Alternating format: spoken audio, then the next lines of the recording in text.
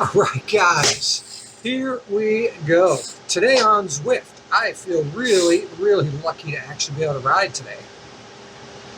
Whew. It's only 20 kilometers to work and back, and today, I don't know, man, there's so much traffic. I feel really, really lucky to be alive to be able to Zwift. Hot diggity dog. So today, what's on the menu is Everything Bagel. The Flan Rouge Racing is going to be doing this as our individual time trial for our first event. Then they are going to analyze all the data, skip a day, and then we're going to do 8 more stages. So today, to prepare for this ride, 38 kilometers, tons of climbing, I got myself 2 bottles, my usual cup of coffee and sugar. And today we actually made us a gel. So we got some rice syrup in here. We have honey and maple syrup, a little bit of salt, and a little bit of water. So it's nice and drinkable. So all right, I just turned on my Zwift and it looks like we got Everything Bagel right here for you. How did they know? I was going to show you how to get there. So I think I'll show you how to get there. You just come up here to Roots. Then you go to New York, and boom, Everything Bagel, bam, right there. So we are going to do Everything Bagel today.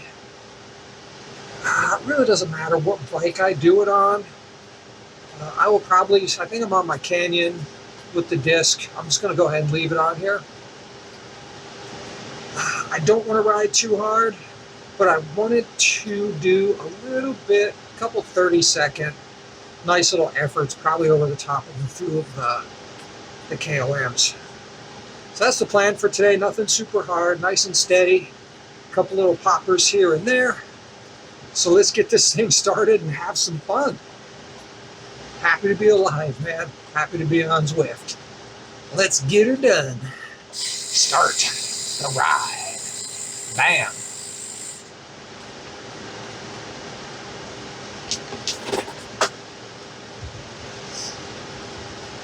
Okay. Why? My heart rate's there. Nothing else is there. Menu. Ah, that's why. All right. Whoop. We want a pair. There we go. Let's go. And I'm going to do one other thing if it's going to allow me. I would love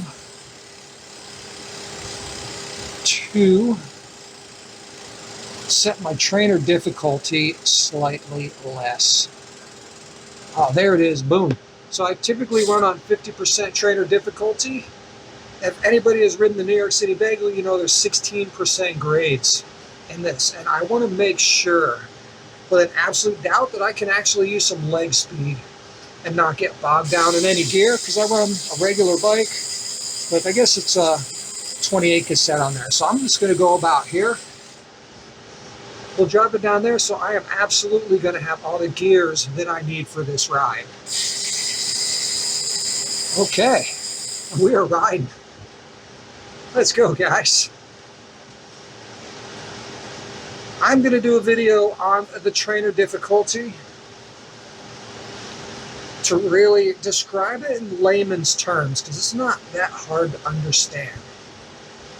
If you look at a bike and you see how many teeth are on the back wheel, the back rim, and that cassette, the more teeth you have, the steeper a climb you can ride up. And that's all trainer difficulty is. And the way to find the trainer difficulty for your setup is you have to experiment. You have to go to a, whatever, 16% grade, 18% grade.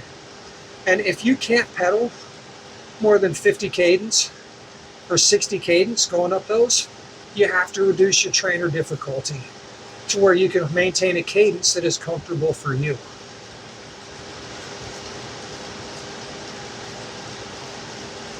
Because everybody's got different equipment. Everybody's got different gearing. Back in the day, I used to run a 12-15 straight block, 5-speed. And now I have an 11. It's got to be 1125 on this bike. It's not a 28. So I'm running 1125.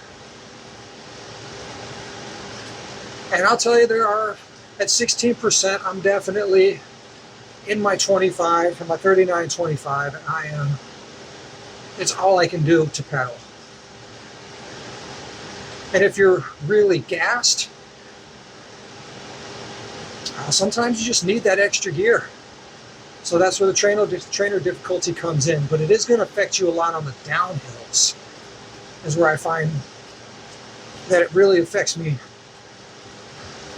a lot. It makes your downhills a lot harder.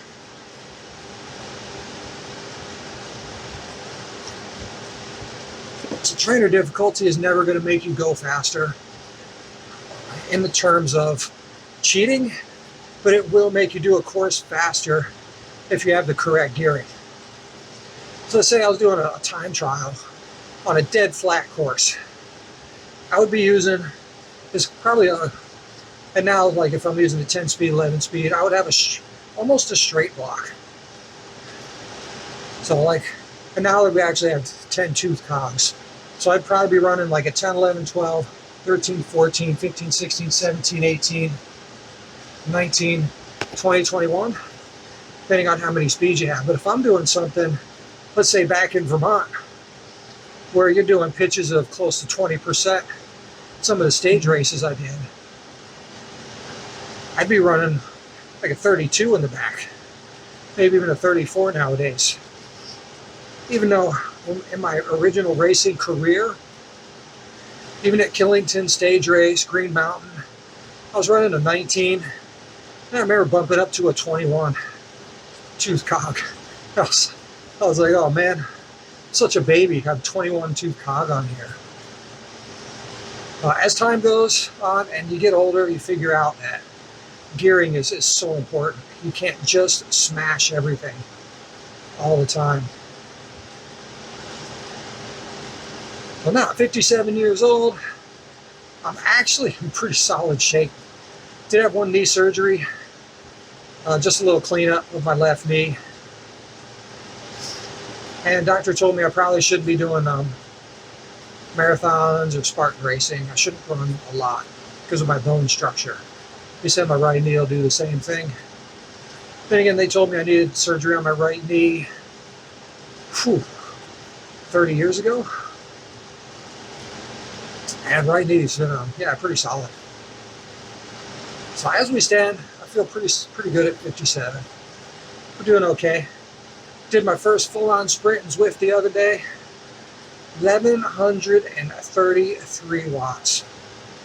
I've refrained from doing a full sprint because I'm riding on my Villiers 2012 on here, and I really don't want to hurt my bike, but I just kind of lost it.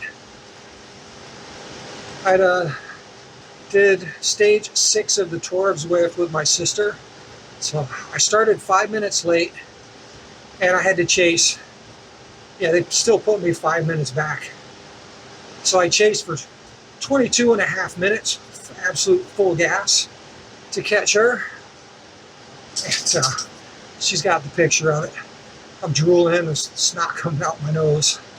So I'll catch her, and then with about a kilometer to go, I just started winding it up, getting ready for the finish, and I just went mental. And I just absolutely full on sprinted. So I'm pretty happy with 11:33. That's just crazy. Love to see what I can do on the road. Last time I tested it on the road, I was in my 40s and I hit 15:01. So I know in my 20s and 30s, I was definitely in the 1700, 1800 watt range. It's always a good sprinter. Love sprinting. If I was in position, I was going to win. Very few people would sprint faster. I decided to stay home, race local and regionally. A little bit out of the country, but mostly close to home-ish.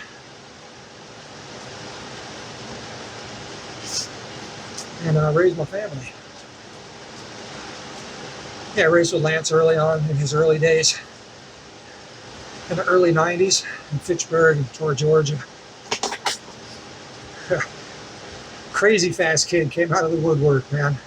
Who's that kid? That's Lance. Who's Lance? Kid's fast, man. Just won Fitchburg, won Tor, Georgia, won the Tour de Trump. Kid's on fire, and then, yeah, went to Europe. Okay, yep, so here we go. About whatever, 2.6 kilometers. Yeah, we go into this New York KOM. Look at this, we're at 15%. And I still have 2 gears to go. So yeah, trainer difficulty. I'm probably going to leave it right here.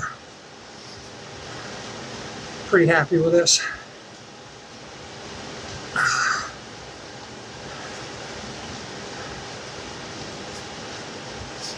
Especially being an individual time trial, there's no drafting.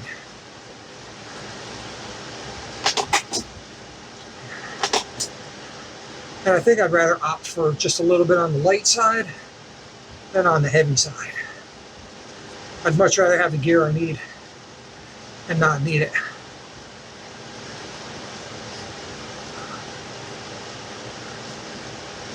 Anybody else out there doing this Flamme Rouge 9-stage race coming up?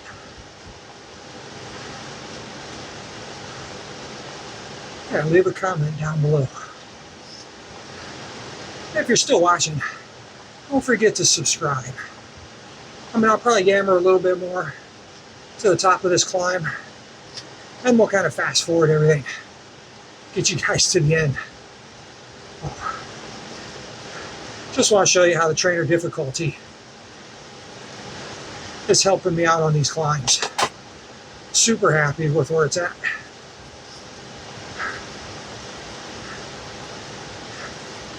Also, how do you guys feel about this New York City track?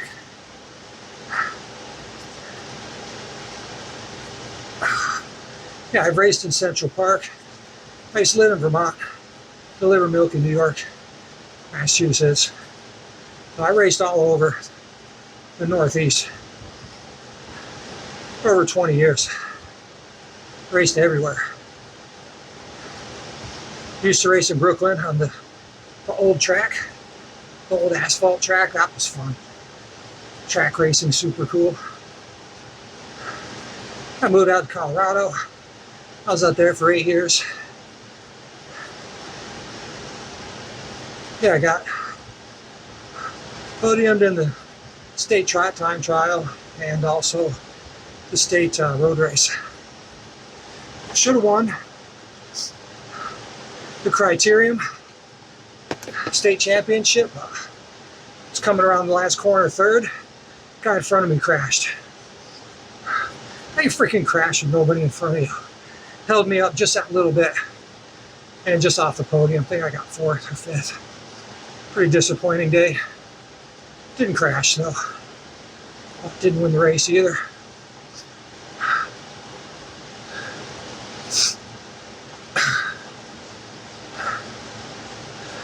I digress. So Colorado, started doing a lot more mountain biking like I did early in my career.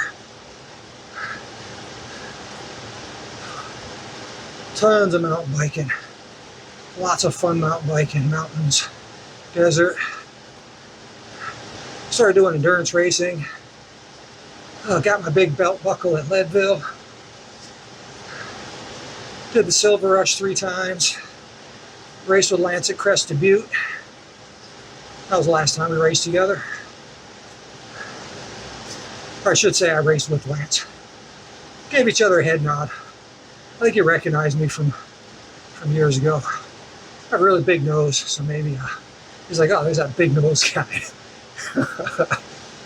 I remember him. A friggin' slow-ass bike rider. Oh, I friggin' smoked. Well, when you race clean in Nashville, you're just genetically gifted. It's not going to compensate for EPO.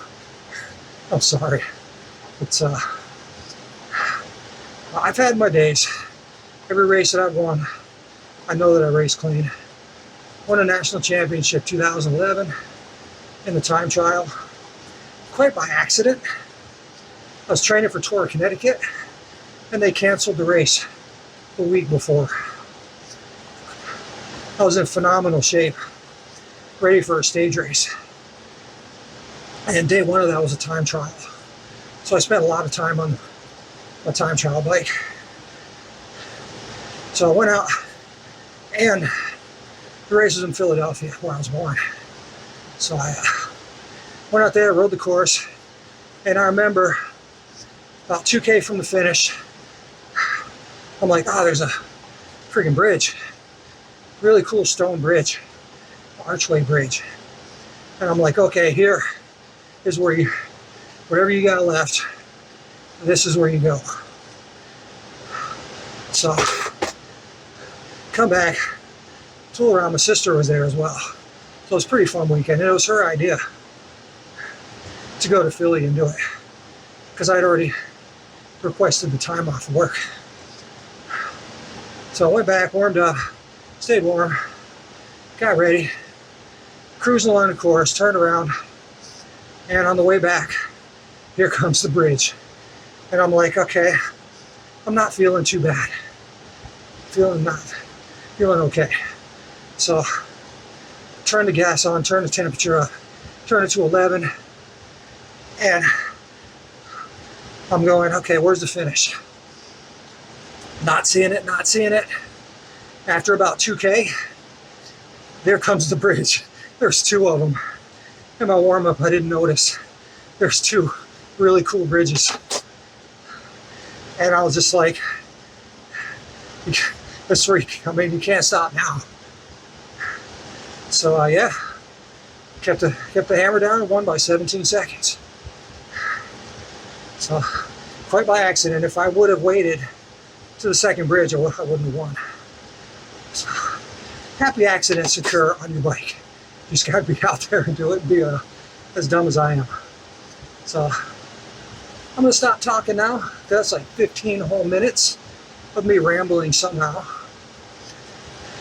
And we'll see you guys on the other side. Don't forget to comment. Don't forget to subscribe. Thanks. All right, guys. You really thought I was going to stop talking? No way, man. I'm going to talk you through this time trial and how fun this thing was. Really believe this is the perfect time trial course. Like right here, bam, all these little bumps. So you really want to get your skill down about keeping your speed up. You really want to keep an eye on your kilometers per hour or your miles per hour. And just a little tip for all you guys out there on Zwift. If you run kilometers per hour, you're going to get more sweat drops at the end. I'm not sure how the calculation goes, but I watched a guy do a video on that once. But this course tests everything. It tests your climbing, it tests your pacing, it tests these little bumps right here. You can lose or gain a lot of time on these. You really want to get some power going before you hit into them, and do not downshift. You really want to hammer over the top of every one of these little crests and watch your kilometers per hour. And you always want to get that 1 or 2 extra kilometers per hour on these. Like right here, man, you just really want to dig it deep, and you want to still maintain. Keep going, even on that little drop there. Keep it going, keep it going, keep it going. Right here in the blue, you definitely want to watch your kilometers an hour. Just try and get that up a couple. Obviously, you got to keep track of your pacing, keep track of your heart rate. But you want to do that on every single one of these little climbs. And if you want to talk about the race, how I am going to pace this when I do it at 5 o'clock tomorrow morning, that first climb, I'm going to be probably just a little bit over my FTP on that climb. So I'm going to try and go around between 290 and 300 watts. And I'm going to, after I crest over the top of that, then I'm going to try and just push, like I said, all of those little humps, all those little lumps. Just keep that speed going, keep that gear turning. And try not to go too much into your red zone. You can go a little bit in and out of it. And I definitely want to save up a little bit of my energy for that last climb, the second time up to the KOM. And then that last stretch, there's just tons of these just little bumps after little bumps after little bumps. And just really just, man, push it hard when you get to the bottom. And that just means pacing yourself. And a lot of you out there know what your FTP is. So you can watch your average watts on your screen. So you want to make sure you set up somewhere on your screen where you can see your average watts. And if you see that your average watts are over your FTP, like this little red bump right here, man, get up there and hammer it. Go, go, go. And don't stop here at the top. You got to crest that top, get your speed up, and then settle back in. And here we go again. You just do it over and over and over again right here. Get up, get that power going, get your speed back up, settle in. So every one of those, you should be over your FTP on those humps. You should be over your FTP until you get your speed up, and then you can drop your watts back down a little bit. As I was saying, you just definitely want to keep an eye on your average watts, because if your average watts goes over your FTP, you're gonna not make it to the finish, and you're gonna lose. You can lose tons of time, especially before that second climb. If you burn up all your matches before the second climb, you could lose a minute or two easily on there because you're just going to be cracked. So you just want to keep pushing those little bumps. Keep pushing those little bumps. And here we go.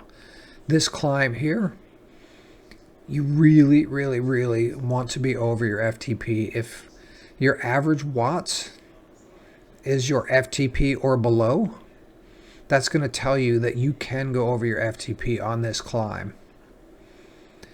And I have reduced my trainer difficulty, as you saw in there, so to make sure that I have all the gears that I need. There's nothing worse than just bogging down and ended up having to go 40 RPMs and mashing, because you can lose so much time if you don't have the right gear. And I got to tell you, my legs feel different days. Like some days I want to just spin 110 RPM, 120 RPM. Or some days I love to just hit 65 to 70. It all depends on how your legs feel, what you've done up until then, all your training. So you have to have all the tools in your tool belt that you're going to need for this race. Because once you get into the race, it's all you. Boom. And kick this one. Get on it, man. Get that speed back up. 47K. There we go. Boom. And this one here, yep, get up on it. Get that leg speed going before you're into the climb. Do not downshift. If you need to, stand up. Power over this. Use your power. Get over that crest. And here, get your speed back up. There you go. 38. Come on, push it. 45. There you go. Get that speed up. Boom. Hit that another one. Do it again. Because you're going to be pushing hard over your FTP, and then you're going to be cruising just for a little bit, saving that little bit of energy. And we're coming up to the end here. But man, I am actually really excited to race this race tomorrow. So I'll be getting up an hour before the race. I'm not going to eat a whole lot. Might have a couple eggs on toast. And then I'm going to get a good half an hour warm up in with a little bit of a stretch. So that's all I got to say about that. Watch your average watts. And man, control your effort. And when you get to the end, man, you just let it go.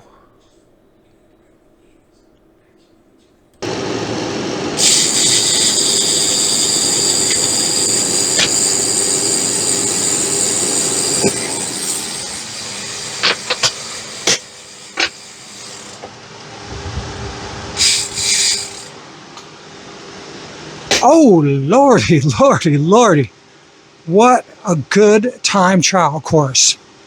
Could this be the best time trial course of all time? Test everything. Test your climbing. Test your maintaining speed. Test your power. Test your dosing your effort. I can't say enough good things about this course. Absolutely fantastic. I can't wait to race this. All right. Thanks for watching, guys. The Everything Bagel. And what's crazy is I actually bought bagels last week at the store for the first time in ages. I saw bagels, I was like, I haven't had a bagel in so long. So, I don't know, maybe I remember this course was coming. So, yeah, I wish I had a time trial bike to put on here. I don't even own a time trial bike anymore. How bad is that? All right, thanks for watching, guys. And I will be doing a video of the actual races coming up. So don't forget to comment and don't forget to subscribe. See you in the next one.